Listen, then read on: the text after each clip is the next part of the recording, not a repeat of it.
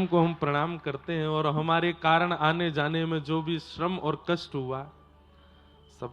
कल तो महाराज जी हमने एक, अब ये गलत काम है कि ठीक है, लेकिन पता नहीं जहां हम रुके हैं वहां आगे वाले द्वार पे इतने लोग खड़े थे कि हमको चुपचाप पीछे वाले द्वार से बिना बताए झूठ बोल के निकलना पड़ा।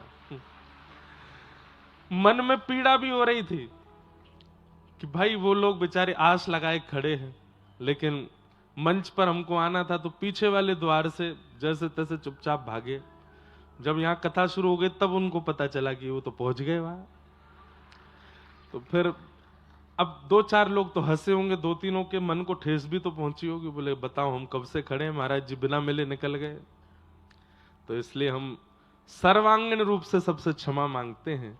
हमारी जो भी क्रिया व्यवहार या ये आने जाने का क्रम आप लोगों को धक्का मुक्की लग जाती है, कुछ भी जो भी कुछ 7 दिनों में हुआ, कोई 2-2 घंटे प्रतीक्षा करके भी नहीं मिल पाए, हम सबसे क्षमा प्रार्थी हैं।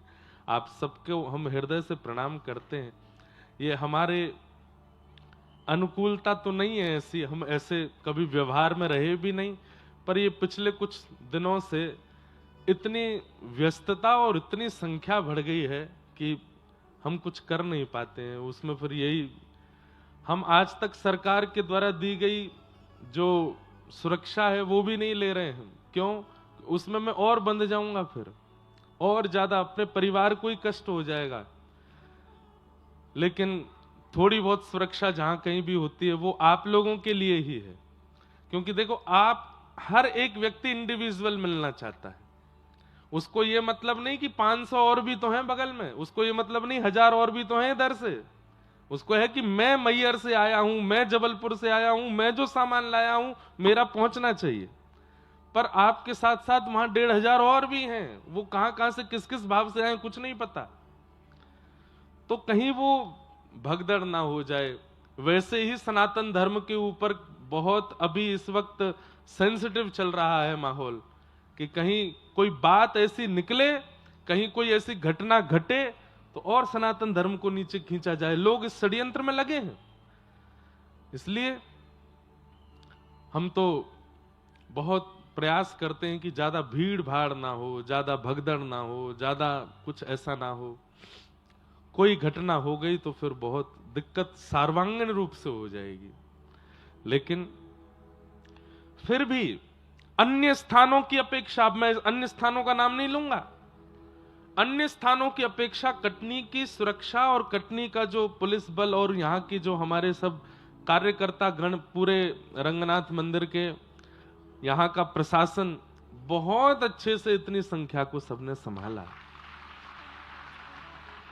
सब कुछ बहुत व्यवस्थित किया। हम गोविंद देव जी दर्शन करके आ गए, जगन्नाथ जी दर्शन करके आ गए, जालपा मैया दर्शन करके आ गए, और किसी को कानो कान खबर नहीं पड़ी।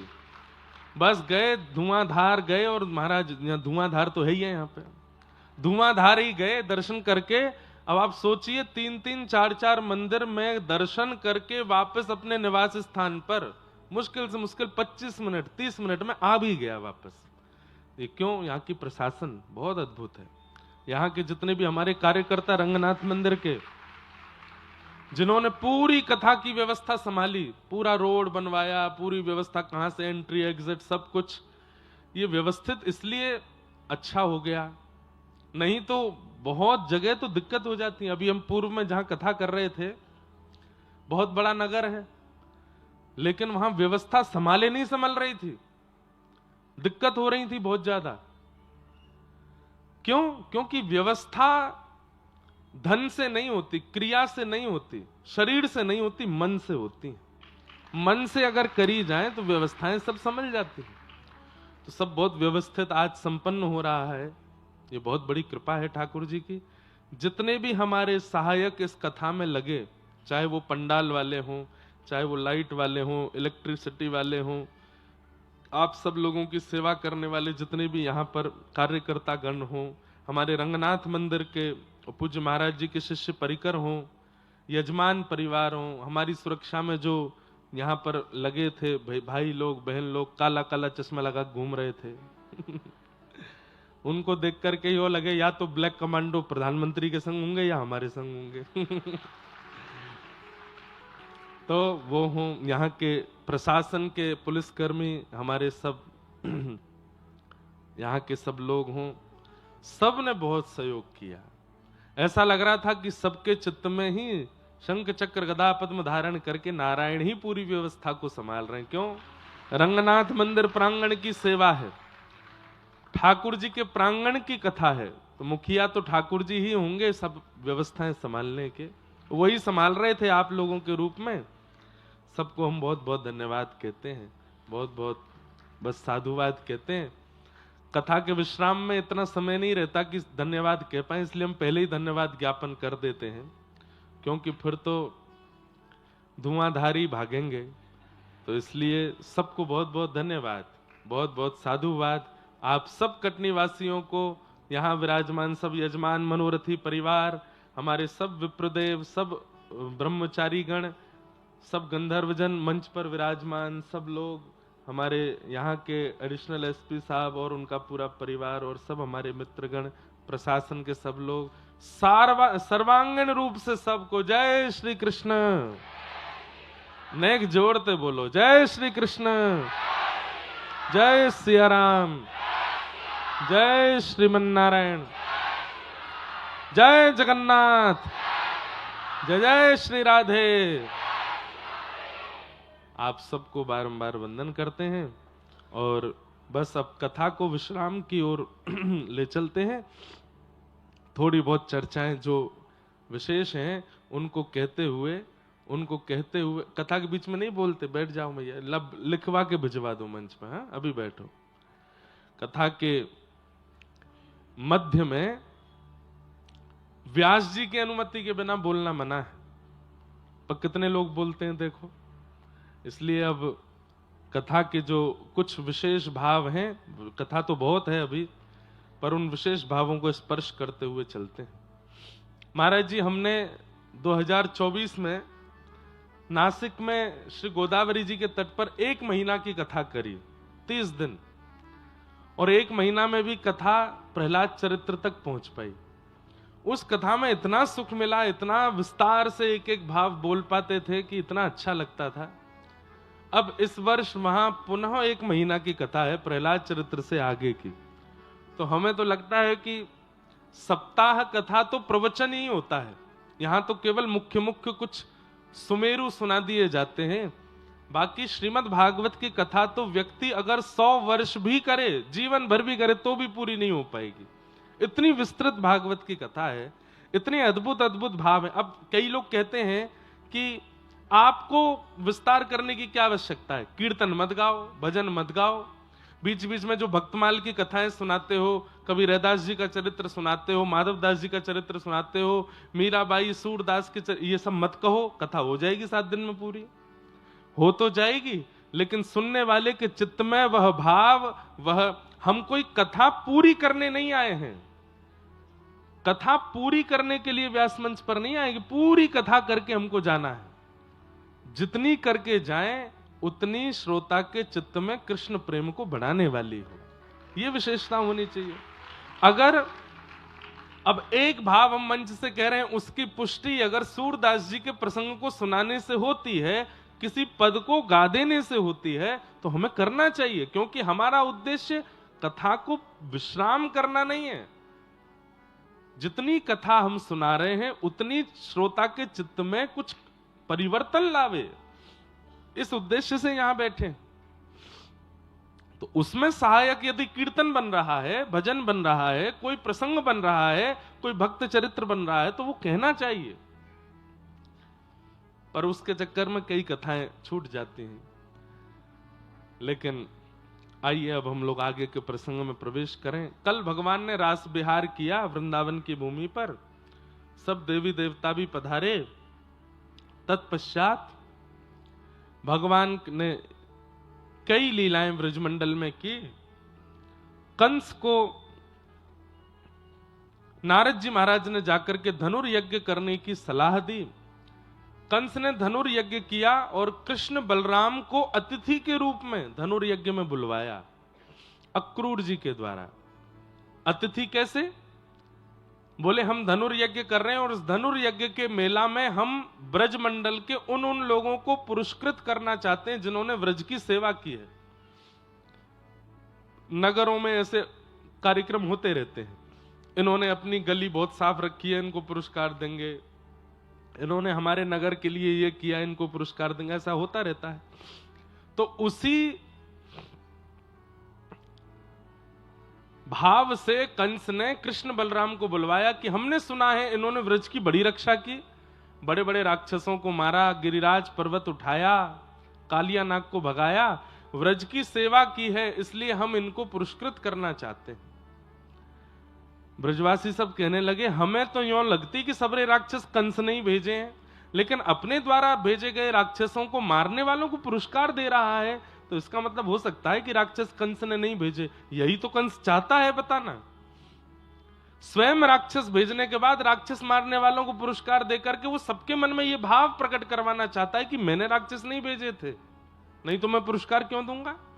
तो लोगों के मन में संशय आ गया कि कंस अच्छा है, भला है कि बुरा है, ये पुरस्कार क्यों दे रहा है। पर कई बुद्धिजीवी समझ भी रहे थे कि भाई ये सब कंस की चाल है, हम सबके मन में अच्छी छवि बनाने के लिए। हम लाला को नहीं भेजेंगे, हमारा लाला नहीं जाएगा। जब सबने मना कर दिया तो ठाकुर जी ने मन पर पत्थर रखा। जाना तो ठाकुर जी भी नहीं चाहते, लेकिन ठाकुर जी ने विचार किया अगर मैं व्रजमंडल से नहीं गया तो आगे की लीला कैसे होगी।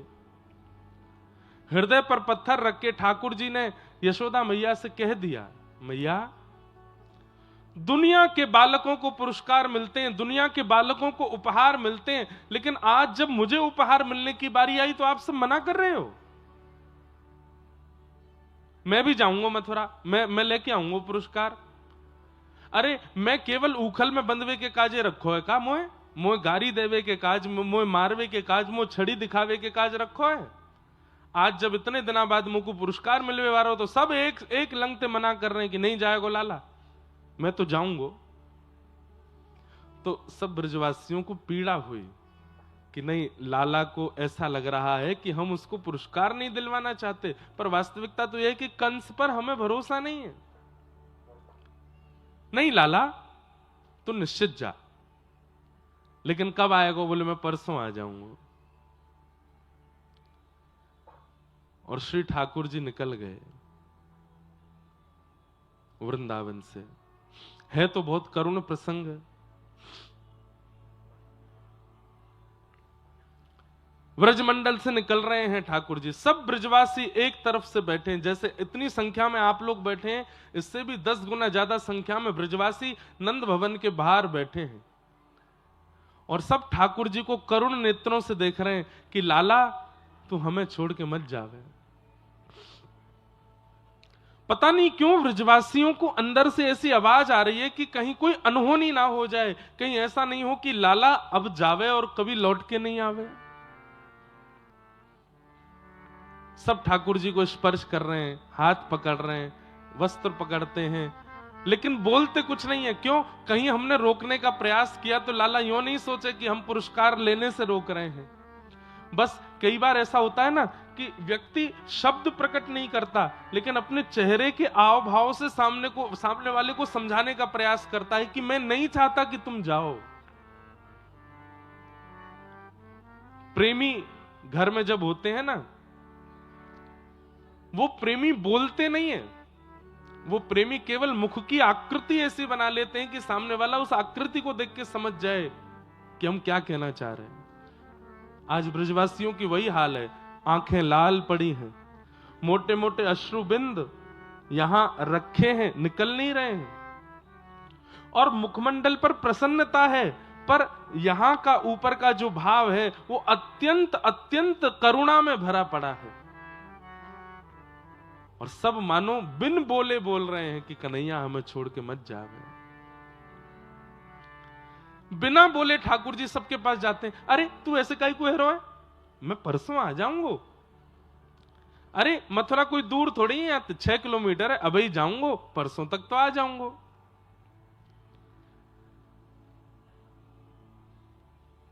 कोई व्यक्ति स्पष्टता से मना नहीं कर रहा ठाकुर जी से। मधुमंगल श्रीदामा बोले लाला तू जा, लेकिन एक बार एक बात सोचिए। बोले कहा, तो ये देखे बिना मधुमंगल पानी ना पीवे। वो सुबह उठते ही तेरे घर आवे और घर आके जब तो को देख लेना वहां के बाद पानी पीवे, जलपान करे। तू चलो जाएगो, परसों तक बेचारो कैसे जीवेगो। हम तो को रोक नहीं रहे लाला, बस मैं यूं कह रहा हूं मधुमंगल कहां खावेगो, कहां पीवेगो, कहां जलपान करेगो, तू चलोगो तो। इस प्रकार से अलग अलग बातें बोल करके ठाकुर जी के मन में कि कहीं ऐसा आ जाए कि मैं नहीं जाऊं। 2-3 बार तो ठाकुर जी मान गए कि मैं नहीं जा रहा, लेकिन तभी दूर वृक्ष के पीछे दिखाई दिए नारद जी खड़े हैं, और नारद जी खड़े होकर के इशारा कर रहे हैं। बोले नहीं नाथ, अब अगर व्रज में रुके तो फिर सर्वदा के लिए रुकना पड़ेगा, आपको व्रज से बाहर जाना पड़ेगा। केवल चंद व्रजवासियों का भला चाहते हैं तो यहां रुकिए, लेकिन पूरे ब्रह्मांड का भला चाहते हैं तो आपको आगे की लीला करनी पड़ेगी, मथुरा जाना पड़ेगा, महाभारत का युद्ध कराना पड़ेगा, 16,108 ब्याह करके द्वारिका बसना पड़ेगा, बहुत क्रियाएं करनी है ठाकुर जी, उसके लिए व्रज से निकलना पड़ेगा। एक बार तो ठाकुर जी ने नारद जी से एक बात कह दी। बोले क्या नारद, क्या मेरी पदवी पे कोई और नहीं बैठ सकता? इन तीनों लोकों का नायक, ब्रह्मांड नायक, जगतदिता जगन्नाथ कोई और नहीं बन सकता क्या? एक बार महादेव से बात करके देख लो, यदि मेरी पदवी वो संभाल लें तो। ब्रह्मा जी से बात करके देख लो, यदि मेरी पदवी पर वो बैठ जाएं, उनके लिए तो और भला है, वो परमात्मा हो जाएंगे, और मुझे तुम सामान्य जीव बन के केवल वृंदावन में रहने दो। यशोदा मैया, नंद बाबा, इन ब्रजवासियों के बीच में मुझे रहने दो, मैं अपनी परमात्मा पदवी त्यागना चाहता हूं। नारद जी बोले परमात्मा पदवी नहीं है, सूर्य पदवी है, चंद्र पदवी है, इंद्र पदवी है, देव पदवियां होती हैं। परमात्मा उसका कोई निर्माण नहीं करता नाथ, आप स्वयं परमात्मा, स्वयं जगत के निधाता हो, आपकी पदवी कोई और कैसे ले सकता है?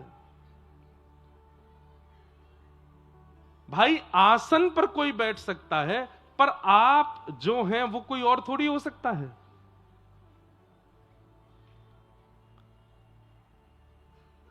श्री कृष्ण परमात्मा की पदवी नहीं है, श्री कृष्ण ही परमात्मा है, उस पर कोई और कैसे आ सकता है नाथ?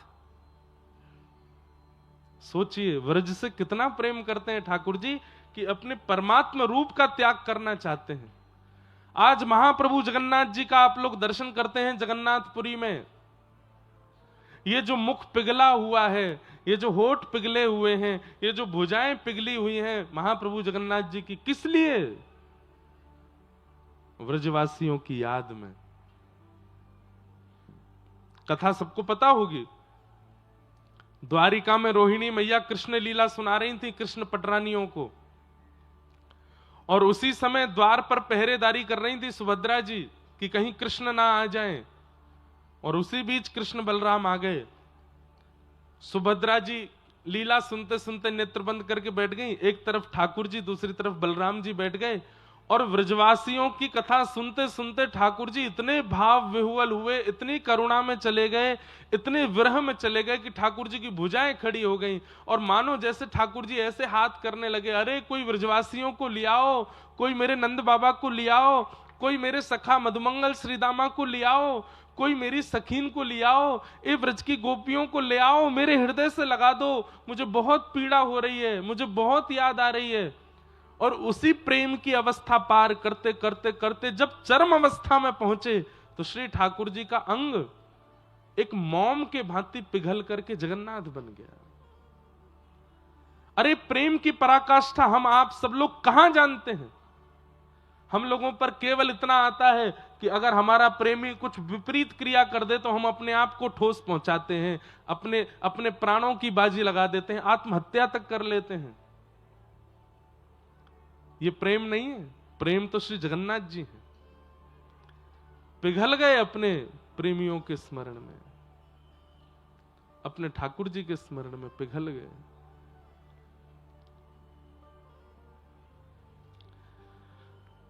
व्रजमंडल से ठाकुर जी रथ में बैठ करके मथुरा प्रस्थान कर गए। सब लोग इधर देखो, ध्यान से कथा सुनो।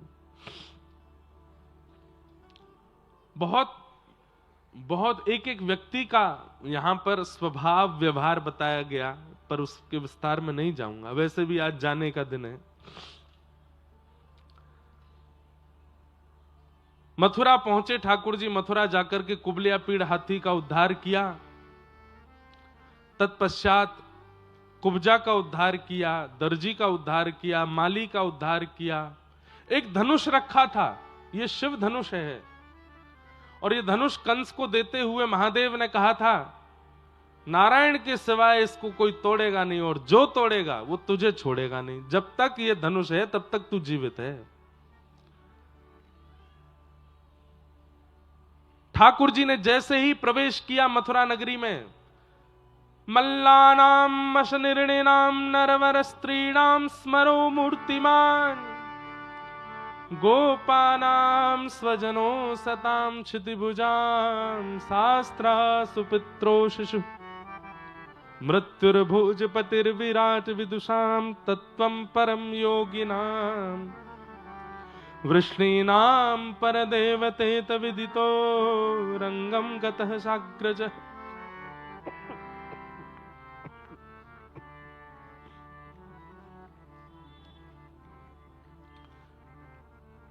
जैसे ही धनुष की ओर देखा, अब यहां शुकाचार्य जी वर्णन कर रहे हैं, बहुत ध्यान से सुनिएगा। ठाकुर जी सबको अलग अलग दिख रहे हैं। मल्लानाम मशनिर्णिनाम नरवर स्त्रीणाम स्मरो मूर्तिमान, बड़े बड़े पहलवानों को ठाकुर जी लग रहे हैं कि ये भी कोई अखाड़े का पहलवान है, जबकि ठाकुर जी 11 वर्ष 56 दिन के हैं बस। लेकिन बड़े बड़े पहलवानों को भी ऐसा लग रहा है कि ये पहलवान ही है। स्त्रियों को अपने पति के रूप में दिख रहे हैं, छोटे छोटे बालकों को अपने सखा के रूप में दिख रहे हैं, बिना दांत वाले अम्मा बाबा को ठाकुर जी नाती के रूप में दिख रहे हैं। जिसकी जैसी भावना है वैसे ठाकुर जी दिख रहे हैं। लेकिन 50 सिद्धि ऊपर बैठे हुए महाराज कंस को इतने सुंदर, इतने कोमल ठाकुर जी अपनी मृत्यु के रूप में दिख रहे हैं। घबरा रहा है कंस ठाकुर जी को देख करके। 11 वर्ष का बालक कितना छोटा सा होता है, उसको देख के कोई डर लग सकता है? पर कंस डर रहा है। मृत्युर्भोजपतिर्विराट विदुषाम, तत्वम परम योगिनाम, बड़े बड़े योगियों को, बड़े बड़े साधकों को ठाकुर जी तत्व के रूप में दिख रहे हैं, गंभीर। जैसे ही भगवान ने प्रवेश किया, सामने एक धनुष रखा था, तो ठाकुर जी ने बलराम जी से कहा, दाऊ दादा? बोले हाँ। पिछले अवतार में हमने तोड़ा था, इस अवतार में आप तोड़ दो। धनुष है बढ़िया, सामने धरो, प्रत्यंचा चढ़ाओ, तोड़ दो। दाऊ दादा बोले लाला तू बड़ा चतुर है। बोले क्यों? पिछले अवतार में बहु मिलवे वारी हमारे स्वयं ने तोड़ दियो, या बार राक्षस मारनो तो मुझे कह रहो कि आप तोड़ दो।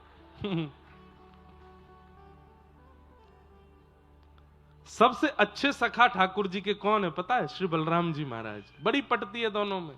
ठाकुर जी उनसे डरते भी हैं, उनको छेड़ते भी हैं। अभी एक आध कथा हमने सुनाई नहीं बीच में, ऐसी मधुर मधुर कथा है। इतना छेड़ते हैं बलराम जी को ठाकुर जी, और जब उनको क्रोध आता है तो चुपचाप बैठ जाते हैं। ना मैंने तो ना कियो ऐसो। दाऊ दादा बोले लाला ज्यादा चतुर मत बने, चल चुपचाप उठा, धनुष तोड़ दे। नहीं भैया आप ही तोड़ो। धीमे से बलराम जी कान के पास गए। बोले बहुत दिन है गए लाला, वंशी में ही देखो है, आज इच्छा है रही है एक बार धनुष उठा करके न के एक बार वही रूप दिखा दे। राजीव नेत्रम रघुवंशनाथम, कारुण्य रूपम करुणाकरंतम।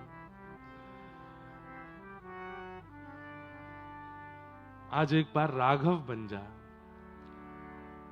जैसे ही धनुष पर हाथ रख करके जैसे ही उठाने लगे श्री कृष्ण, एक क्षण के लिए मानो बलराम जी भूल गए कि मैं बड़ा भाई हूं। तुरंत घुटनों पर बैठ गए, हाथ जोड़ करके लखन लाल जी के रूप में आ गए, श्री चरणों में प्रणाम करने लगे। जय हो मेरे रघुनंदन श्री राम की जय हो। वही छवि है, वही छटा है, वही अदा है। अरे धनुष उठाने का भी तरीका बदला नहीं है, जैसे जनक जी की सभा में उठाया था वैसे ही ठाकुर जी ने वह उठाया, वैसे ही नेत्र ऊपर किए हैं। अरे कहां तक कहें, आज पोशाक भी वैसे ही पहनी है ठाकुर जी ने जैसी जनक जी की सभा में पहन के गए थे। अपने जन के कारण कृष्ण भय रघुनाथ। आज बाल कृष्ण प्रभु राघव बन गए। दोनों के रूप में अंतर थोड़ा ही है। आंखों की पलकों के बाल भी वही है जो त्रेता में था, बिल्कुल अंतर नहीं है, वही राम कृष्ण बन के आए। उठा करके जैसे ही प्रत्यंचा चढ़ाई, एक बार दो बार और तीसरी बार पकड़ करके जैसे ही खींचा, बीच से धनुर्भंजन हुआ, आकाश में बादल गरजना करने लगे, पृथ्वी डामाडोल होने लगी, समुद्र में उफान भरने लगे, यमुना जी की नदी में मानो जैसे समुद्र जैसी लहरें प्रकट होने लगी, कंस का सिंहासन हिलने लगा। क्या हुआ? किसी ने कहा धनुष टूट गया। कंस तो हृदय पे हाथ धर के बोलो, अब नहीं बचूंगा मैं, अब तो मेरे प्राण ले ही लेगा। ठाकुर जी भीतर प्रवेश किए, बड़े बड़े मल्ल खड़े थे वहां पर, एक एक मुष्टिक प्रहार में उन मल्लों का वध कर दिया। 50 सिड्डी ऊपर बैठे हुए महाराज कंस की ओर ठाकुर जी देखने लगे, दाऊ दादा को प्रणाम करके एक श्वास में ऊपर पहुंच गए, एक हस्त प्रहार करके उसके मुकुट को दूर फेंका, केश पकड़ लिए ठाकुर जी ने। कंस चिल्लाने लगा, अरे कोई बचाओ, कोई रोको। ठाकुर जी कहने लगे, ऐसे ही केश पकड़े थे मेरी मैया के, जब आकाशवाणी हुई थी और कहा था कि इनका अष्टम गर्भ काल होगा, तूने ऐसे ही केश पकड़े थे मेरी मां के। मेरे 6 बड़े भाइयों को तूने निर्मम हत्या करके मार दिया। देख, तेरा शत्रु, तेरा काल तेरे सामने खड़ा है और दुर्भाग्य से तेरा भांजा तेरे सामने खड़ा है, ध्यान से देख मेरी ओर।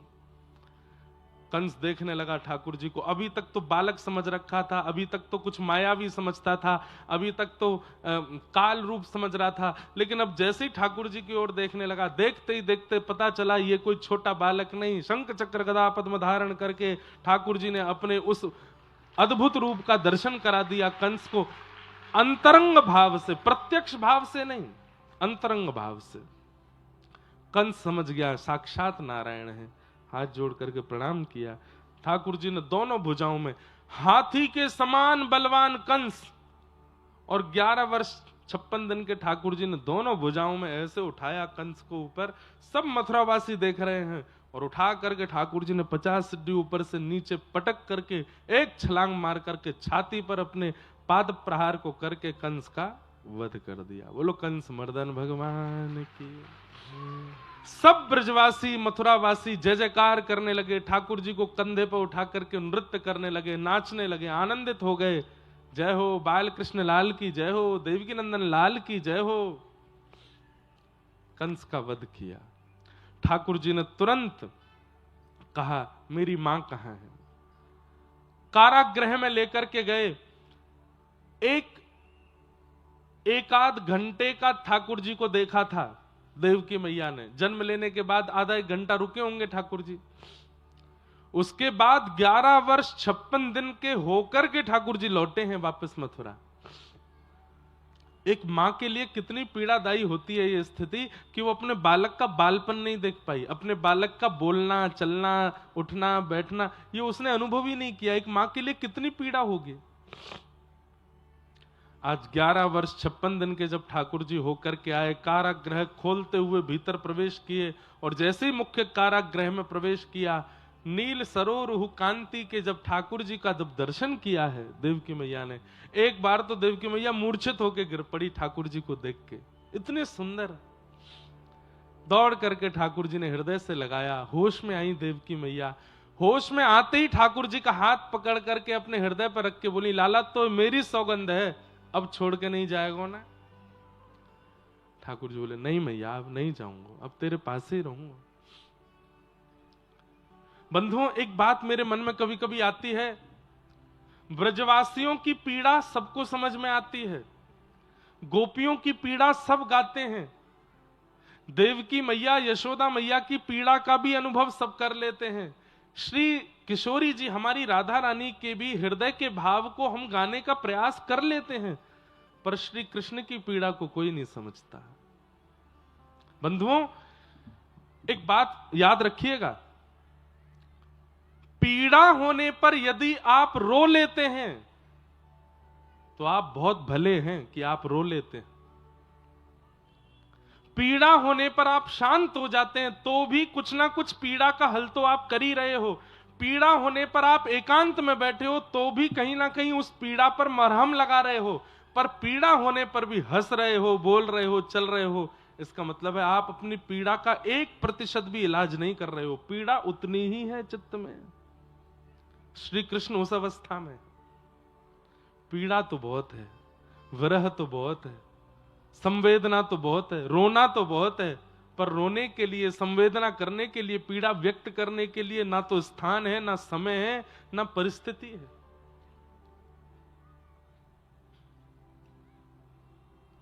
वृंदावन के श्री कृष्ण सदैव त्रिभंगी बनकर के खड़े होते हैं, त्रिभंग लली ऐसे खड़े होते हैं, दोनों भुजाएं टेढ़ी करके खड़े होते हैं। क्यों? क्योंकि पता है कि अगर लड़खड़ाया तो या तो श्रीदामा आ जाएगा, या मधुमंगल आ जाएगा, या ललिता जी, विशाखा जी मुझे संभालने के लिए आ जाएंगी। वृंदावन से जाने के बाद ठाकुर जी सीधे ही खड़े होते हैं, क्योंकि पता है अब कोई नहीं आएगा। संभालने वाले, सहारा देने वाले तो सब रह गए वृंदावन में।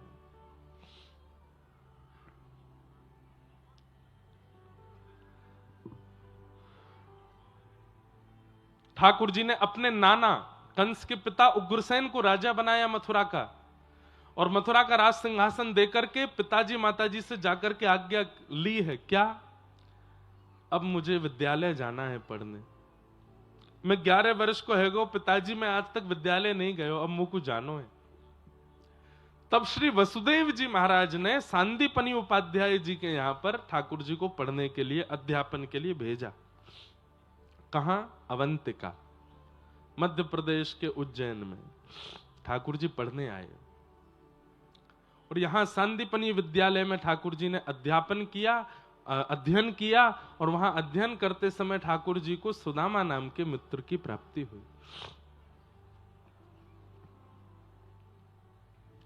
कुछ वर्ष तक गुरुदेव के यहां अध्ययन करने के बाद ठाकुर जी वापस लौट करके मथुरा गए। ऐसा भव्य दिव्य स्वागत हुआ ठाकुर जी का मथुरा में, लेकिन अब ठाकुर जी शांत रहने लगे हैं। अब वो चंचलता, अब वो चपलता, अब वो थोड़ा जो स्वभाव ठाकुर जी का ऊधम वाला था, अब वो बहुत शांत हो गया है जब से ब्रज से आए हैं। मथुरा में ठाकुर जी पहुंचे। वृंदावन में ठाकुर जी का नाम है कृष्ण, गोविंद, गोपाल, मदन मोहन, कन्हैया, कनुआ, लेकिन अब ठाकुर जी का नाम क्या हो गया? गौ ब्राह्मण प्रतिपालक मधुराधिपति देव की नंदन, वसुदेव नंदन, श्री कृष्ण चंद्र महाराज की जय। और ये नाम ठाकुर जी को इतना बुरा लगता है, कान पकड़ के ठाकुर जी बैठते हैं, बोले मुंह को भाई ना रहो। वो छोटे छोटे 3 अक्षर 2 अक्षर के नाम कहां हैं?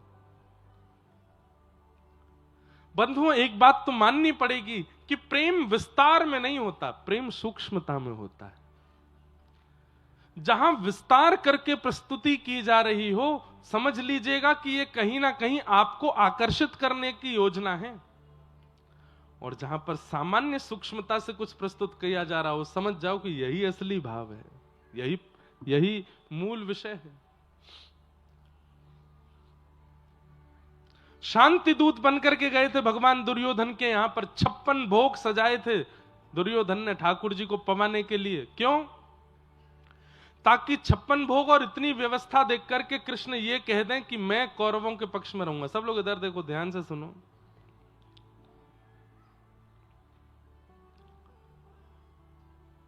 लेकिन ठाकुर जी ने उस बड़ी सभा में क्या कह दिया? अरे दुर्योधन, तुमने तो गलत व्यवस्था कर ली, इतने 56 भोग क्यों बनाए? बोले आप शांति दूत बन के आ रहे थे इसलिए बनाए। ठाकुर जी बोले पर मैं तो पहले ही निमंत्रण स्वीकार कर चुका। बोले किसका स्वीकार कर लिया?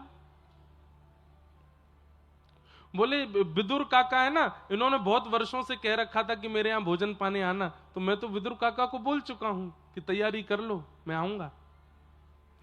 विदुर काका ने अपने घर भोजन बना के रखा है, मुझे वहां जाना है। और 56 भोग छोड़ करके ठाकुर जी विदुर काका के यहां गए। और विदुर जी के यहां क्या हुआ है सबको पता है। आज हरि आए विदुर घर पावना, आज हरि आए विदुर घर पावना, आज हरि आए विदुर घर पावना, आज हरि आए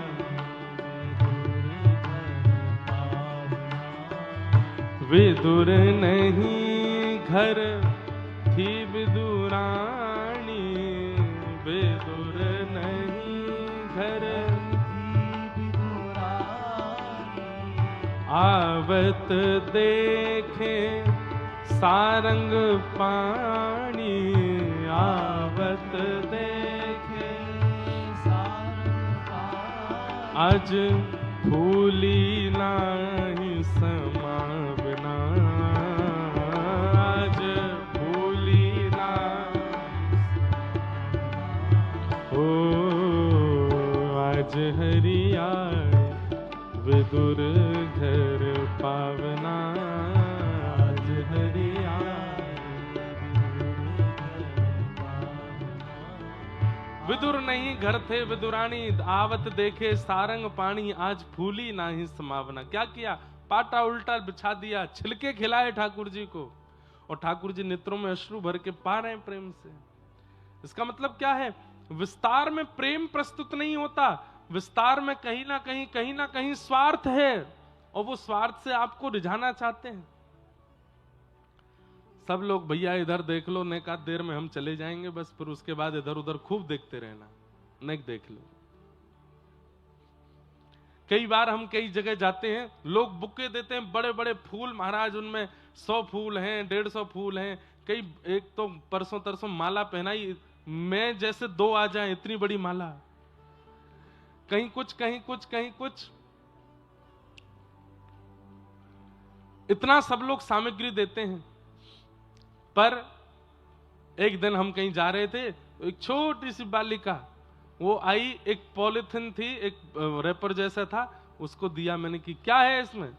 बोले मैंने टमाटर लगाया था कुछ दिन पहले, थोड़ा बड़ा हुआ तो मैंने सोचा आपको तोड़ के दे चलूं। इतना सा टमाटर उसमें। अब इतनी बड़ी बड़ी प्रस्तुत करने वाली वस्तु वो आपको आकर्षित करने के लिए होती हैं, वो आपके प्रति कहीं ना कहीं, बुरा नहीं मानिएगा बुक्के देने वाले जो दे चुके अब तक, वो स्वार्थ के लिए होती हैं कि देखो हमने दिया तो महाराज जी इससे रीझेंगे। परंतु वो टमाटर देवे वाली लाली वो हमेशा याद रहेगी, छोटा सा टमाटर, बोले मैंने लगाया था अपने हाथ से, उसमें से हम सोच रहे थे सब ला रहे हैं, हम क्या लेके जाएं, तो अपने हाथ का लगे टमाटर निकल आया तो वो लेके आए। मैंने कहा वाह बहुत बढ़िया। तो प्रेम करने वाला विस्तृत नहीं, सूक्ष्मता प्रदान करता है। हाँ, इसका मतलब ये नहीं है कि भाई तुम्हारे पास में खूब संपत्ति है, खूब वैभव है, खूब, तो भी तुम यूं सोचो कि नहीं नहीं महाराज जी बोल रहे थे विस्तार में प्रेम नहीं, तो फिर उसको सूक्ष्म ही दो, एक ही रोटी खा लो महाराज जी। आप ही कह रहे थे ज्यादा खिलाएंगे तो आप सोचोगे कि भाई विस्तार में प्रेम नहीं होता। सामर्थ्य भी होती है।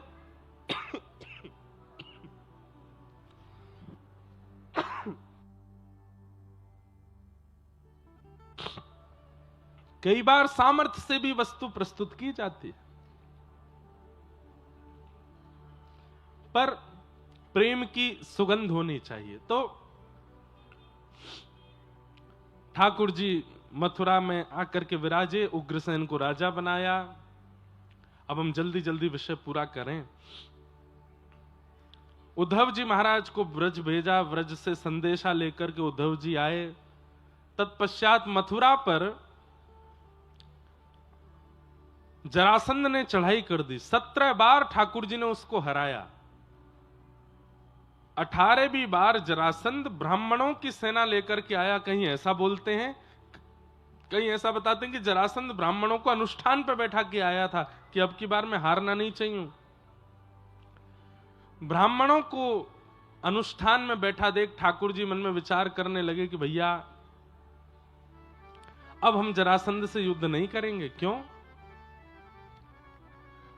क्योंकि गौ ब्राह्मण संत वैष्णवों के लिए ही तो मैं आया हूं। अब उन अनुष्ठान करने वाले ब्राह्मणों का अनुष्ठान विफल हो जाएगा यदि मैंने हराया तो 18वीं बार ठाकुर जी रण में युद्ध करते करते करते करते दाऊ दादा का हाथ पकड़े, विश्वकर्मा को आज्ञा की एक नई नगरी बना दो और मथुरा वासियों को वहीं पहुंचा दो। रात रात में विश्वकर्मा ने नई नगरी द्वारिका बना दी, मथुरा वासियों को वहां पहुंचा दिया। प्रातःकाल ठाकुर जी युद्ध करते करते अचानक से हाथ पकड़ करके रण से भाग गए। जरासंध बोला, ए भगोड़े कहां जाता है, ए रण छोड़ करके कहां जा रहा है, कहां जा रहा है? ठाकुर जी बोले, भैया तू जीत गो, मैं हार गो, मैं जा रहा हूं। और रण छोड़ करके ठाकुर जी भागे। पूरे विश्व में यही प्रचार हो गया। बोले ठाकुर जी क्या है? बोले रण छोड़ रहा है।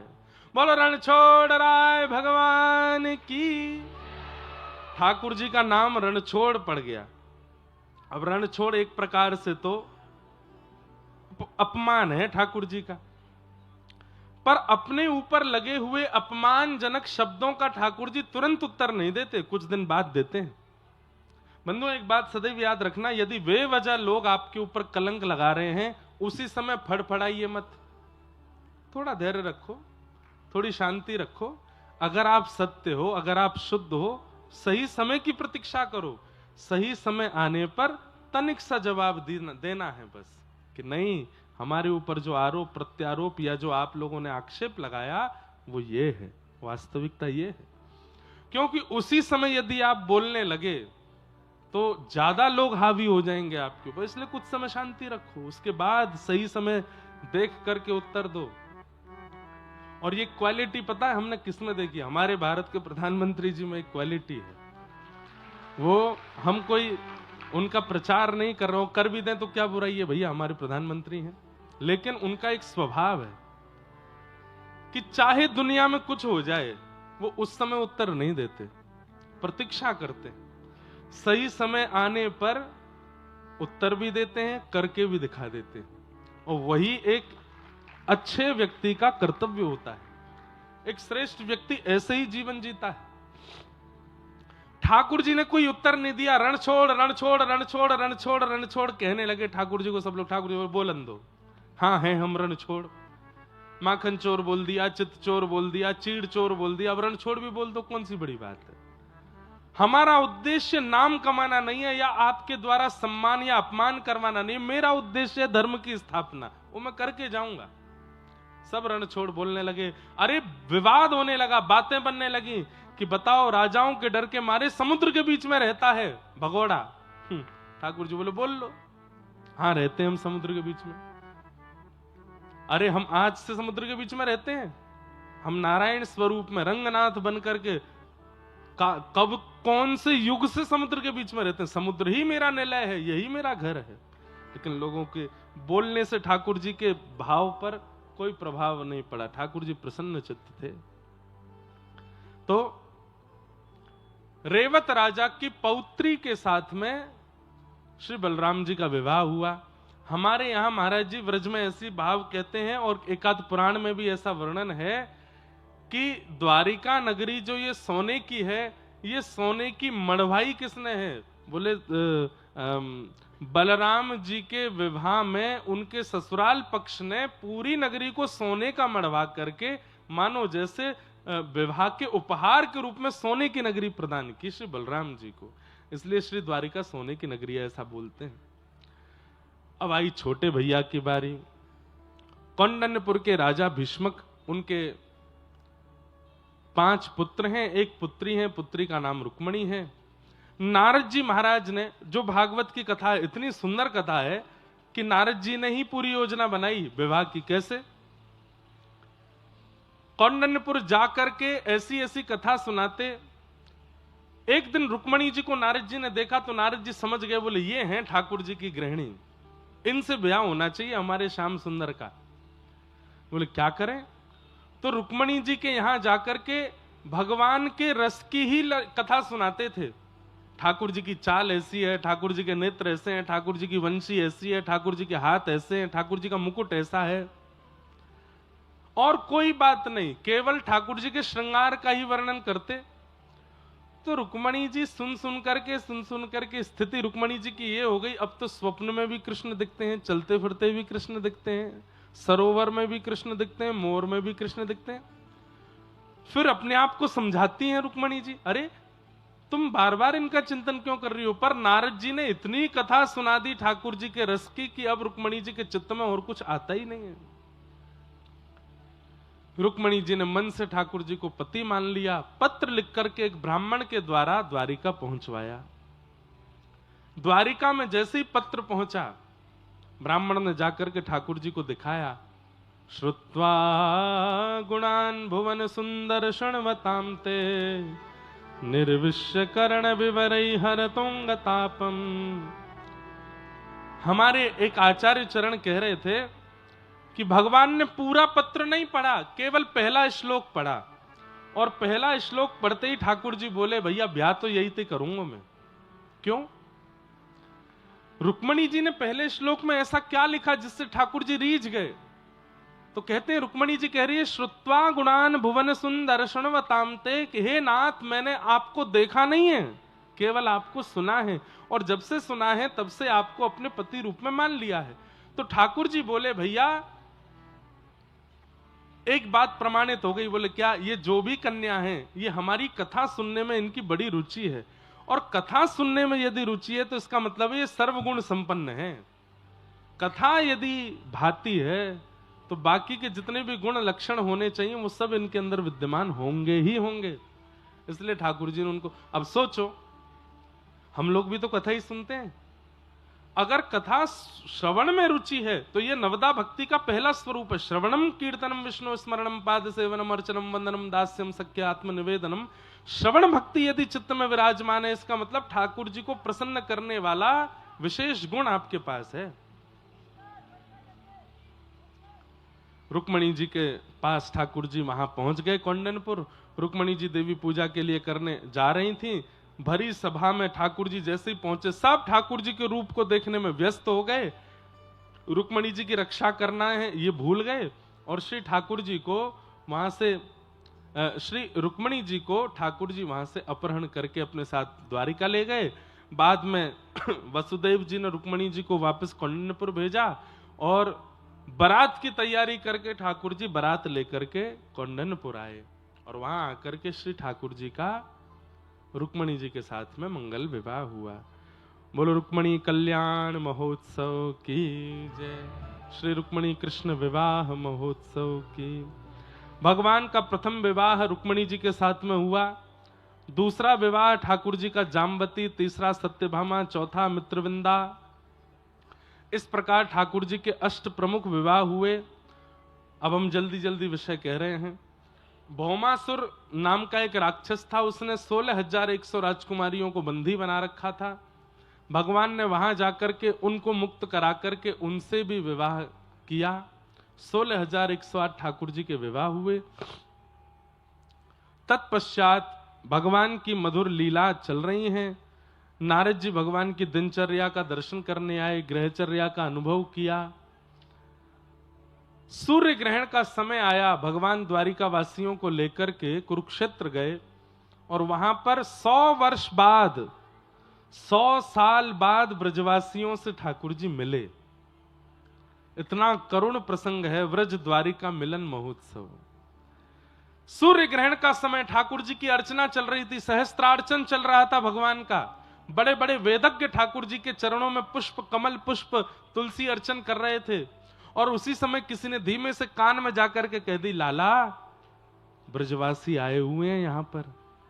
जैसे ही ठाकुर जी ने सुना कि कुरुक्षेत्र में ब्रजवासी आए हैं, व्याकुल हो गए। वहां ब्रजवासियों को पता चली कि लाला यही हैं कुरुक्षेत्र में, तो नंद यशोदा दोनों व्याकुल होकर के ठाकुर जी से मिलने के लिए गए हैं। यशोदा मैया जैसे ही सभा में आई, ठाकुर जी तो भूल गए मैं कौन हूं, कूद पड़े अपने सिंहासन से और दौड़ करके जाके मैया की गोद से लिपट गए। इस समय ठाकुर जी की अवस्था कितनी है? 111-12 वर्ष के हैं ठाकुर जी। और यशोदा मैया कितने साल की हैं? लगभग 200 वर्ष की हैं यशोदा मैया। अत्यंत वयोवृद्ध अवस्था में यशोदा मैया, लेकिन ठाकुर जी की अवस्था 111 वर्ष है, इसका मतलब यह नहीं कि ठाकुर जी की दाढ़ी मूंछ है। ठाकुर जी देखने में अभी भी 16 वर्ष के ही हैं। भगवान 16 वर्ष से ऊपर की अवस्था में कभी प्रवेश नहीं करते शरीर से। हम लोगों के दाढ़ी मूंछ निकल आती है, हम लोगों के झुर्रियां पड़ने लगती हैं, हम लोगों के शरीर। ठाकुर जी सदा 16 वर्षीय रहते हैं। कुमार अवस्था से ऊपर नहीं जाते ठाकुर जी, युवा अवस्था में प्रवेश नहीं करते। दौड़ करके ठाकुर जी यशोदा मैया की गोद में लिपट गए। भगवान की 16,108 पत्नियां, भगवान के पुत्र पुत्रियां, उनके भी पुत्र मतलब नाती पोते भी हैं ठाकुर जी के। सब लोग इधर देखो। और उन सब के बीच यशोदा मैया के अंक से लिपट करके ठाकुर जी छोटे बालक की तरह मैया की छाती को टटोल रहे हैं और कह रहे हैं मैया मुझको भूख लगी, दूध पिवाए दे। और उस अवस्था में जहां चारों ओर द्वारिकाधीश की जय जयकार हो रही है, बीच आंगन में बैठ करके वयोवृद्ध यशोदा मैया के अंक से लिपट करके ठाकुर जी दुग्ध पान कर रहे हैं। रुक्मणी, मित्रविंदा, जामवती ये सब देख करके आश्चर्यचकित हो रही हैं। ये हमारे पति हैं, ये परमात्मा हैं, ये भगवान हैं, ये द्वारिकाधीश हैं। मैया को देख करके इतने व्याकुल हो गए कि उनके पयोधर का पान कर रहे हैं इस अवस्था में। और आश्चर्य की बात यह नहीं कि ठाकुर जी पयोधर का पान कर रहे हैं, आश्चर्य की बात यह थी कि यशोदा मैया के वक्ष से दुग्ध प्रकट भी हो रहा है। क्यों? क्योंकि लाला के प्रति करुणा इतनी। अद्भुत है बंधुओं। प्रेम का स्वरूप स्वभाव जानना हो तो कभी व्रज के भाव विस्तार से सुनो। मैया ने कही लाला अब तू बड़ो है गोय, ऐसे दूध नाए पी में, चल उठ जा। ठाकुर जी उठ के बैठ गए। भगवान ने एक एक पत्नी से मिलवाया यशोदा मैया को। ये मेरी पत्नी रुक्मणी, मित्रविंदा, जामवती आदि आदि सबसे मिलवाया। अद्भुत व्रज द्वारिका मिलन हुआ। किशोरी जी से मिलने ठाकुर जी गए और कुरुक्षेत्र में ठाकुर जी का किशोरी जी के साथ रास विहार हुआ। आज किशोरी जी ने ठाकुर जी का मुकुट उतार दिया, आभूषण उतार दिए, बोले कि बहुत द्वारिकाधीश बन लिए, चलो वापस व्रज के नंदन बनाते हैं। सिर पर फेंटा बांधा, मोरपिच्छ लगाया, पत्रावली का श्रृंगार किया, हाथों में सुंदर पुष्प बांधे, गले में बनमाली हार पहनाया और कुरुक्षेत्र की भूमि पर ठाकुर जी ने किशोरी जी के साथ पुनः रास किया। अद्भुत है व्रज के प्रसंग। व्रज द्वारिका मिलन, पुनः द्वारिका के लोग वापस द्वारिका आ गए। और एक प्रसंग और आता है, बहुत ध्यान से सुनिएगा। जब व्रज द्वारिका मिलन कुरुक्षेत्र में 100 वर्ष बाद हुआ, तब ब्रजवासियों और द्वारिकावासियों की जब भेंट हुई तो ब्रजवासियों ने द्वारिकावासियों से कहा कि देखो अब लाला द्वारिकावासी है गए हो, आप लोगों के बीच में रह गो, लेकिन हमारी फिर भी प्रार्थना है कि एक बार हम श्याम सुंदर को एक बार व्रजमंडल ले जा सकें, आपकी आज्ञा हो तो। 100 वर्ष हो गए हैं। तब द्वारिका बोले अरे श्याम सुंदर नहीं, हम भी चलेंगे, व्रज वृंदावन का दर्शन करके आएंगे। तब ब्रजवासियों ने पहली बार रथ का निर्माण किया और उस रथ में श्याम सुंदर बैठे हैं, वसुदेव देवकी बैठे हैं, नंद यशोदा बैठे हैं। सुंदर दिव्य रथ निर्माण किए। एक रथ बलराम जी का निर्माण हुआ, एक रथ सखियों का निर्माण हुआ जिसमें सुभद्रा जी बैठी हैं। और उस रथ को खींचते हुए ब्रजवासी और द्वारिकावासी वृंदावन लेकर के गए। उसी कथा का चिंतन हुआ जब जगन्नाथपुरी में। तब इंद्रद्युम्न राजा ने यह घोषणा की कि साल में एक बार ठाकुर जी अपनी मैया से मिलने गुंडीचा आएंगे, तो वैसे ही आएंगे। बोले कैसे? बोले ये जो श्री मंदिर है जहां जगन्नाथ जी अभी विराजते हैं, बोले ये द्वारिकापुरी है, और जहां ठाकुर जी रथ में बैठ करके जाते हैं गुंडीचा, ये वृंदावन है। तो जिस प्रकार ब्रजवासी द्वारिकावासी रथ खींच करके लेकर के उस काल में गए थे, वैसे ही अब कलयुग में भी ठाकुर जी रथ में बैठ करके वृंदावन जाया करेंगे। ये जो जगन्नाथ जी की रथ यात्रा है, ये एक प्रकार से द्वारिका से वृंदावन का प्रस्थान है ठाकुर जी का। गुंडीचा वृंदावन है जहां ठाकुर जी जाते हैं। आप लोग अनुभव करना, श्री मंदिर में जगन्नाथ जी को देखना, उसके बाद जब गुंडीचा जाते हैं तो वहां जाके दर्शन करना। श्री मंदिर के जगन्नाथ जी बहुत बड़े लगते हैं और गुंडीचा में जाते ही ठाकुर जी छोटे लगने लगते हैं। ऐसा लगता है कि छोटे लाला बन गए, वृंदावन में आके छोटे बालक बन गए ठाकुर जी। मैंने दर्शन किया था इस बार। भैया जगन्नाथ जी तो अद्भुत हैं। मेरो ठाकुर जी से हमारी वैसे प्रार्थना तो ऐसी रहती है कि भैया ये जन्म अंतिम हो, क्योंकि संसार को सहना बहुत मुश्किल है, बहुत खतरनाक है संसार, सहा नहीं जाता। ये जन्म अंतिम हो, लेकिन नाथ फिर भी अगर पुनर्जन्म की आपको इच्छा है कि नहीं एक बार और जन्म होना चाहिए, तो या तो वृंदावन में देना, और यदि ब्रज वृंदावन में नहीं है पाए तो हमारे श्री जगन्नाथ धाम में देना, नीलाचल क्षेत्र में दे देना। अद्भुत है महाप्रभु जगन्नाथ। अहे नील शैला प्रबल मतावरण मुआरत नलनी बनकु कर दलन कहे साल बेग इन जाति रे मुजवन श्रीरंगा चरण तल करु अपन। उड़िया भाषा का भजन है। एक मुस्लिम साल बेग भक्त ने भगवान की स्तुति गाई। अद्भुत है महाप्रभु जगन्नाथ जी, अद्भुत है। कहां तक वर्णन करूं उनका मैं। हमने बंधुओं बहुत भ्रमण किया है भारत में, लेकिन ठाकुर जी प्रत्यक्ष बैठे हैं इसकी अनुभूति या तो वृंदावन में होती है या जगन्नाथ धाम में होती है, जगन्नाथपुरी में होती है। ठाकुर जी बैठे हैं सामने। मैं कभी भी मंदिर में दिखने वाले ठाकुर जी को इस भाव से नहीं देखता कि ये पाषाण है, ये मूर्ति है, ये कोई धातु है, ये मार्बल है, या ना, ऐसा ही भाव आता है कि ठाकुर जी हैं।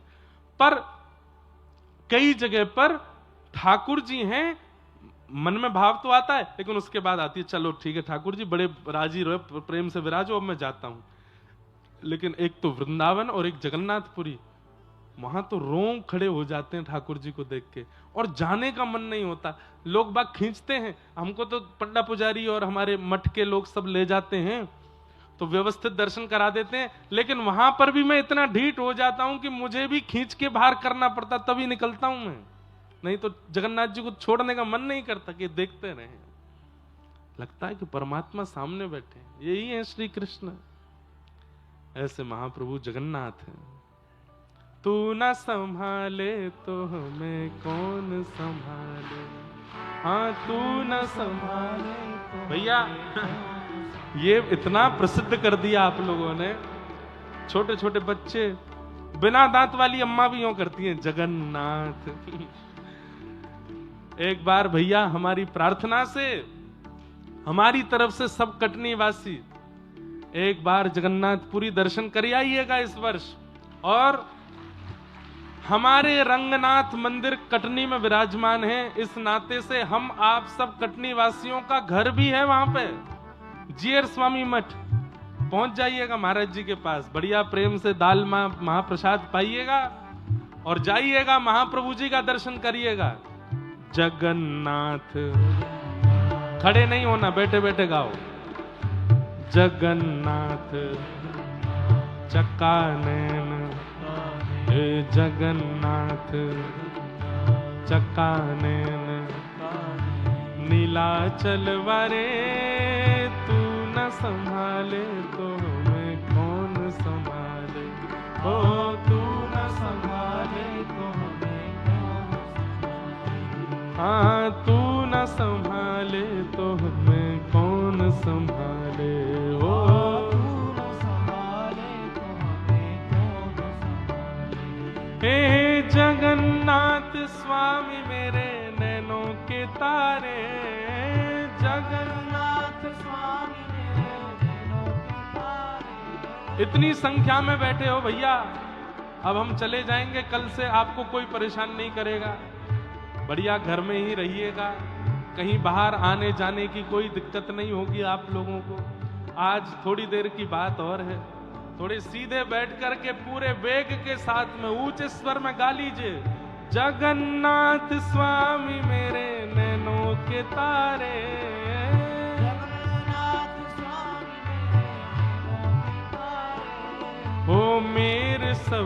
काज स्वामी आप संभाले हो, मेरे सब काज स्वामी आप संभाले। मेरे जगन्नाथ चक्का नैन, जगन्नाथ चक्का नैन, नीलाचल वरे तू न संभाले तो हमें कौन संभाले, ओ तू न संभाले तो हमें कौन संभाले, ओ हमें तू न संभाले तो हमें कौन संभाले हो।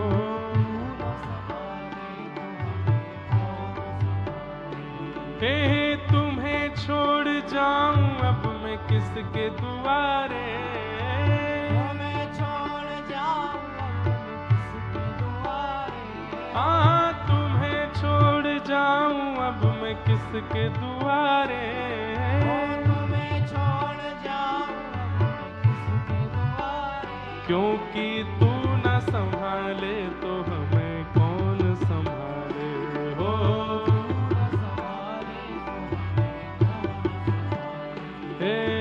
तू न संभाले तो हमें कौन संभाले हो,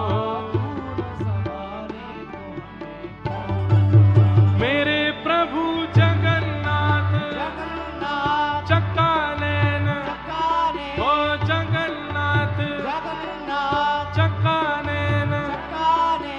ऐसे नहीं गाओ, ऐसे है महाप्रभु जगन्नाथ, ये मुद्रा बना लो अब।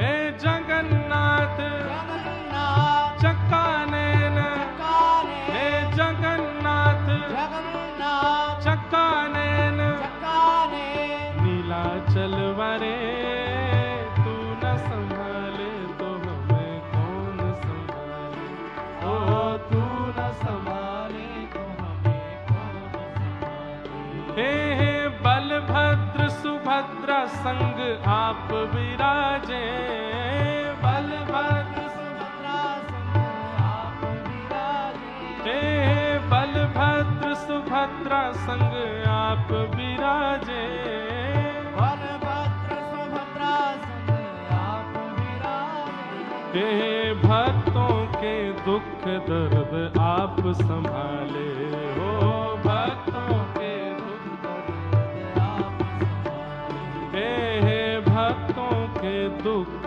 दर्द आप संभाले हो, भक्तों के दुख दर्द आप संभाले। हे जगन्नाथ चक्का नैन, हे जगन्नाथ चक्का नैन, ओ नीलाचल वरे तू न संभाले तो हमें कौन संभाले हो,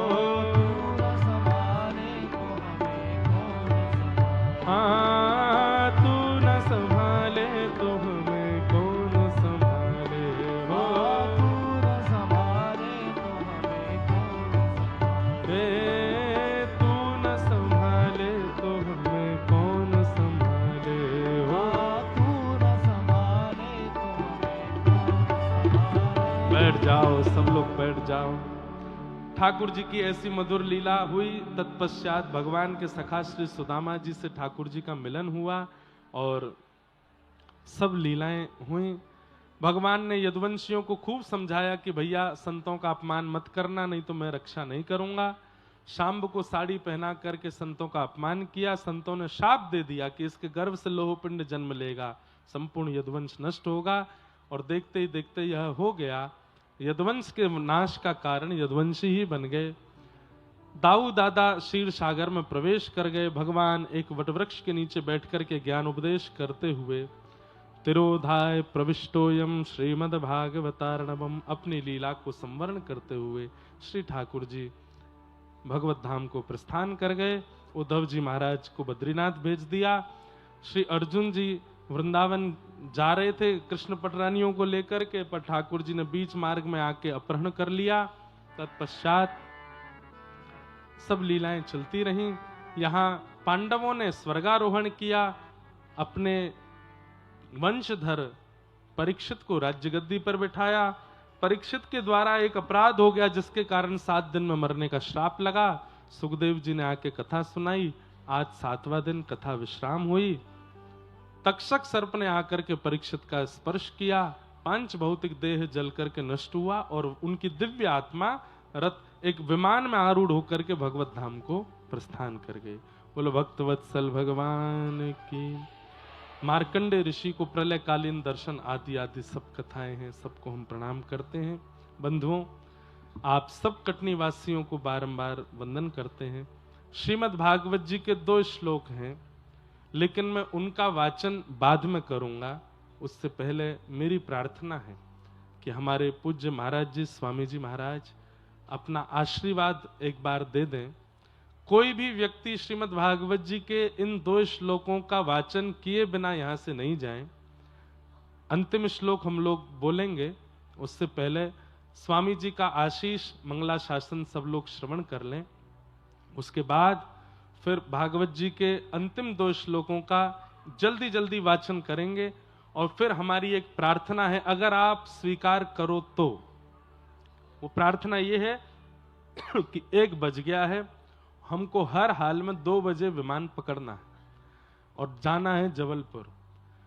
और अगर विमान 2 बजे के बाद उड़ेगा यहां से, तो फिर जोधपुर में उसको उतरने नहीं दिया जाएगा। क्यों? क्योंकि वहां 5 बजे के बाद में संध्या हो जाती है और मिलिट्री एयर स्पेस है, इसलिए वहां पर फिर हम नहीं उतर पाएंगे। इसलिए आप सब लोगों से प्रार्थना कि जब मैं निकलूं आप यहीं बैठे रहिएगा, मैं यहीं से सबको प्रणाम कर लूंगा। बाहर मत आइएगा, मार्ग अवरुद्ध मत कीजिएगा, फोटो वीडियो और ये सब में नहीं रहिएगा। मैं बहुत जो जो सामग्री है आगे आगे देके यहाँ पहुंचवा दीजिए, हम सब लेके जाएंगे। बाकी आप स्वयं मत आओ, सामग्री यहाँ भिजवा दो कोई लाए हैं तो। बाकी आप सब लोग अपने स्थान पर ही रहिएगा, हम यहीं प्रणाम करके प्रस्थान कर जाएंगे। जय श्री कृष्ण। सब लोग बिल्कुल शांति का परिचय देते हुए 2 मिनट महाराज जी का आशीष। भाष्कर श्री रामानुज स्वामी जी महाराज की, समस्त भागवत गोष्ठी की, परम मंगलमय परात्पर अखिल कोटि ब्रह्मांड नायक श्रिया श्रेयपति अकारण करुणा वरुणालय व्यासपीठ को, व्यास गुरु सुखदेव भगवान को मैं आपके चरण बंदन नमस्कार करता हूँ। समस्त हमारे विद्वद्गण यहाँ जो विराजमान हैं, छात्र बंधु बांधव मातृशक्ति, सभी मेरा बंदन प्रणाम। समय मुझे बहुत कम मिला है, बोलने की इच्छा बहुत है। 2 घड़ी में राजा खंटवांग ने अपने जीवन को संभाल लिया था। हो सकता है 2 घड़ी के समय मुझे भी मेरा लाला ने दिया है, सुख स्वरूप मेरा भी जीवन सफल हो सकता है, ऐसा मेरे को आशा है। ज्यादा मैं क्या कहूं, किसकी प्रशंसा किसकी बड़ाई क्या करूं। हमारे व्यास स्वरूप वास्तव में कल श्री परम भागवत श्री कृष्णचंद्र जी शास्त्री ठाकुर जी अंतर्राष्ट्रीय संत यहां कल विराजमान थे। कल मुझे ऐसा लग रहा था ऋग्वेद और सामवेद दोनों आ गए हैं।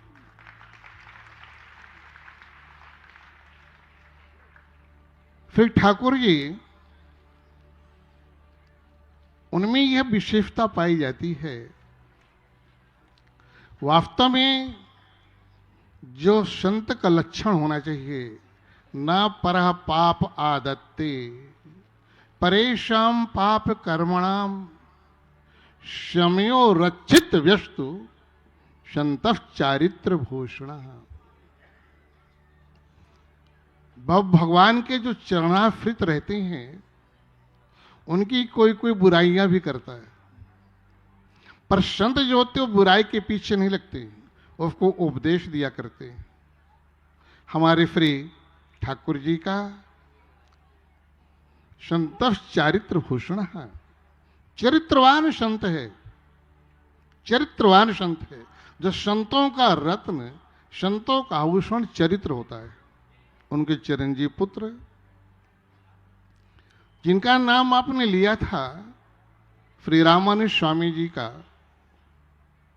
रामानुज स्वामी वास्तव में मानव का अवतार लेकर के सुख स्वरूपियों का स्वरूप था। जब लाला एकदम छोटा था, बालक का जन्म हुआ था, तो श्री रामानुज स्वामी जगन्नाथपुरी में आके भागवत कथा की तो मेरे महाराज जी श्रोता बन के बैठे थे। हमारे महाराज एक शब्द कहे थे श्री रामानुज स्वामी ने, इंदिरावन को मुझे 1 साल के लिए दे दीजिए। पर स्वामी जी ने कहा ये कार्यभार संभालता, अब आशीर्वाद दीजिए। मुझे एक चादर दे के गई थी। उस समय मुझे लगा था लाला को देखने मैं भी जाऊं। भगवान की फिर कृपा हुई। धन्य हमारे श्री ठाकुर जी, आज अपने पुत्र को उन्होंने ऐसा जन्म दिया है जैसे श्री वेदव्यास जी सुखदेव भगवान को दिए थे। मैं अपने हृदय से यह अपने लाडले लाला को मैं सुख स्वरूप पर दर्शन करता हूं, देखता हूं। आज यहां कटनी महानगर में ये जो जमीन धरती है, देखने में ऐसी लगती थी यहां कौन बैठेगा, कौन यहां बैठेगा। आज वसुंधरा ने हमारे कटनी नगर वासियों को इतना सुंदर आशीर्वाद दिया, कटनी लगती इसी स्वर्ग को मात कर देगी। मैं यहां पर कटनी वासियों का किसकी प्रशंसा करूं, किसकी ना करूं। हमारे सबसे ज्यादा भाग्यशाली सच देखा जाए ये हमारे मोहल्ला वाले हैं। रंगनाथ नगर के जो रास्ते में बसे हुए हैं, मिशन चौक से लेकर के यहां तक जो बसे हुए हैं, सबसे बड़े भाग्यशाली वो हैं जिन्होंने इसकी यज्ञ की आप लोगों ने मिलकर शांति बनाया और अच्छा किया। अपने वाणी से ज्यादा कहने हमको समय नहीं है। धन्यवाद गणेश, गोवर्धन रामानुदास, हृदय से तेरे का आशीर्वाद। सभी हमारे इस कमेटी के सदस्य रमेश शुक्ला, रामाधार, महेश्वरी जी, किशन जी, जितने यहां विराजमान है आदि आदि, सभी ने परिश्रम का, सबसे ज्यादा परिश्रम देखा जाए हमारे क्षेत्र का पार्षद ने किया। रातों दिन जीवन को लगा दिया। आज इस मंच से मैं सभी गौ ब्राह्मणों प्रणाम वंदन करते हुए मैं लाला को यही 2 शब्द कहूंगा।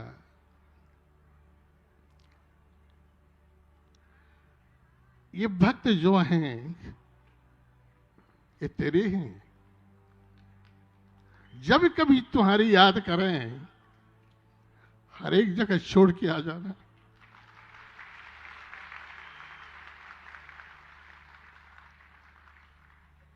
हमारे कटनी में माता कमला देवी, पिता देवो जनार्दन, बांधवा विष्णु भक्ताश्च स्वदेशो भुवनत्रयम्।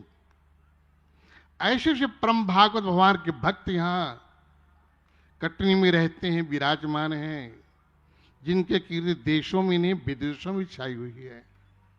परम भागवत हैं, परम वैष्णव, राम हित वगैरह सब। आज हमारे कटनी नगर के वास्तव में प्रशासन की इतनी मदद और सहायता मिली है जो आज हमको सुरक्षित यह भक्त मंडली देखने में आ रही है। लाला, मैं तेरी यही कहूंगा, व्यासपीठ में विराजमान होकर के सारे जगत का कल्याण करना। श्रीमद्भागवत महापुराण यह कोई पोथी नहीं है। एते चांश कला पुंसाम, क्यों वेद व्यास जी की कृष्णस्तु भगवान स्वयं इंद्रारि व्याकुलम लोक मणयंती योगे योगे। साक्षात श्री कृष्ण भगवान के इसमें वास है। श्रीमद्भागवत महापुराण में धन्य हमारे कटनी के प्रशासन, डीएम साहब, विश्व साहब, डीएसपी साहब, सभी पुलिस प्रशासन और भी जो विराजमान हैं, जिन्होंने इसके लिए सहयोग किया, मदद किया, शरीर से, मन से, तन से सेवा किया, उसके लिए मैं जीवन आभार प्रकट करता हूं। समय बहुत कम है, कल भैया 2 मिनट का टाइम लूंगा। तृतीय दिवस की कथा में आपने कहा था, भगवान ने अर्जुन को कहा है, जो मैं कहूं सो करो, जो मैं कहूं सो करो। अर्जुन घबरा गया। हमारे सामने कितने रथी महारथी हमको वध करने को तैयार हैं। भगवान का आदेश हुआ, धरती में वाण को मार, जल को निकाल, घोड़े को जल पिला किया। उसी प्रकार का बहुत सुंदर प्रसंग आता है। वहां श्री राम जब रावण को उद्धार करके अयोध्यापुरी को आए तो राजा जनक जी ने निमंत्रण पत्रिका भेजा, हे रघुवर, सभी वानरी सेनाओं के लिए आपको जनकपुर में आना, आप पधारिए दर्शन करने देखने के लिए, ऐसा लेख है। भगवान ने आदेश दे दिया, मुख मुख बानर जनकपुर जाएंगे, बाकी बानर जनकपुर नहीं जा सकते। सभी बंदरों का मुख कुम्हला गया मुखारविंद। जब हमको मार खाना था, डंडे खाना था, तो बानरों को भेजो, आगे बानर जाएंगे। जब रबड़ी मलाई खाने का, मालपुआ खाने के समय सीतानाथ मना करते, बानर नहीं जा सकते। बानर का मुख एकदम उदास हो गया। जामवंत जी फिर ब्रह्मा जी के पुत्र हैं। जामवंत जी ने कहा, क्यों भाई, मुख क्यों नीचे कुम्हला गया तुम्हारा? सभी बानर एक स्वर में कहा, जामवंत जी, प्रभु ने कहा है ये बानर जनकपुर नहीं जा सकते हैं। अच्छा, घबराओ मत, मैं आ रहा हूं। प्रभु की शरण में गए जामवंत जी, हे दीनानाथ भक्तवत्सल, ये बंदर जो कपि हैं ये उदास हो गए, इनकी गारंटी तुम लोगे? हाँ, मैं गारंटी लूंगा, बानर कोई उपद्रव नहीं करेंगे। अतः बोल दो, सब चलें। रघुनाथ जी आदेश दे दिए, जैसे भगवान श्री कृष्ण अर्जुन का आदेश दिए थे, व्यासपीठ सुखदेव जी बोले थे, जो मैं कहूं सो करो। जामवंत एक शब्द कहे, हे वानरों, जो मैं कहूंगा तुमको करना पड़ेगा। जी हां, अवश्य अवश्य अवश्य। जनकपुर सब कोई गए, बढ़िया थाल लग रही है सुवर्ण की थालों में। जितने वानर गए थे सब, अंगद, सुग्रीव, हनुमंत सब विराजमान थे। नल ईद, ओहो, अब देख रहे हैं जामवंत जी क्या कर रहे हैं। चुपचाप जामवंत बैठे, बानर भी बैठे। सबसे लास्ट में आम का फल लगा, आम का फल। प्रसाद पाने के समय हो गया था, आम का फल लगा। जामवंत जी हाथ में ले लिए, सब बानरों ने भी हाथ में ले लिया आम का फल। जामवंत जी उसको पकड़ के दबाए, गुठली ऊपर हो गई। बंदर दबाए, जामवंत गुठली को पकड़ने के दौड़े, उठे ऊपर को, सारी बानर ऊपर उठ गई, सारी बानर उठ गई। जनक जी को बहुत आनंद आया, तो ये मेरे लाला, ये मेरी राम जी की सेना बैठी है, सब बानर है। लाला की कथा सुन के सब बानर मेरे लालायित हो गए थे। तेरी कथा सुनने के मेरे सब बानर सब आए हैं, माताएं बहनें बेटियां सब। इनके द्वारा कुछ तेरे को दर्शन करने के लिए आतुर होते थे। आशीर्वाद, ऐसे आपको आशीर्वाद प्रदान मेरी माताओं को, बहन भाइयों को आपको मिलता रहे। जिस वक्त मेरी कटनी के भक्त वृंद याद करने, लाला दौड़ के तू आ जाए। सभी को मंगल कामनाएं। हमारा संदेश मैं पुनः भगवान से निवेदन करूंगा, गोदा रंगनाथ भगवान से, लाला को जल्दी बुला लेना। ऐसी आशा लग रही है, अभी 20, 25, 50 मिलकर के यह आयोजन सबको लेके किया। अब हो सकता कटनी के सारे शहर के लोगों मिलकर इसका आयोजन कर ले, ऐसा हमको आशा लग रही है। और ये शासन प्रशासन भगवान इनको बनाए रखे, जिन्होंने मदद दिया है। आप भगवान के भक्त हैं, भक्ति का प्रसाद भगवान आपके हृदय में देता रहे। मैं यही भगवान प्रार्थना करूंगा। बोलने की इच्छा तो बहुत हो रही, बहुत आगे कथा है, पर लाला ने बहुत कुछ का कुछ जाना है, प्रसाद भी पवाना है। अब मैं अपनी वाणी को यहाँ थोड़ा विराम दे रहा हूँ, कुछ मेरा गला रुध रहा हो। श्री जगन्नाथ भगवान की जय, श्री गोदा रंगनाथ भगवान की जय, सब भागवत गुफ्ती की जय हो, श्रीनारायण भगवान की जय। परमानंद महाराज जी का आशीष प्राप्त हुआ। महाराज जी हमारा भी वचन है कि कटनी जब भी बुलाएगा हम आएंगे, पर हमारी भी एक शर्त है कि महाराज जी 7 दिन विराजेंगे तो आएंगे। महाराज जी पूरे संघ में विराजेंगे तो ही यहाँ आना होगा, और नहीं तो कभी ठाकुर जी ने कृपा करी तो महाराज जी के जीयर स्वामी मठ में जहाँ जगन्नाथपुरी है वो हमारा गुरु स्थान है, कभी कटनी वासियों को कहेंगे कि भैया बांधो अपने बोरिया बिस्तर, मैं वृंदावन से पुरी आऊंगा, तुम यहाँ से पुरी आई हो, पुरी में करेंगे आनंद। तो सब भाव हैं। आइए भागवत जी के अंतिम श्लोक को सब लोग मेरे साथ में 2 बार कहेंगे। भवे भवे यथा भक्ति पादयोस्तव जायते तथा कुरुष्व देवेश नाथस्त्वं नो यतः प्रभो। नाम संकीर्तनं यस्य सर्वपाप प्रणाशनो प्रणामो दुःख समनः तं नमामि हरिं परम्। तं नमामि हरिं परम्। तं नमामि हरिं परम्। बोलो वृंदावन बिहारी लाल की, श्री राधा रमण लाल की, श्री राधा वल्लभ लाल की, श्री गोदा रंगनाथ भगवान की, श्री हनुमान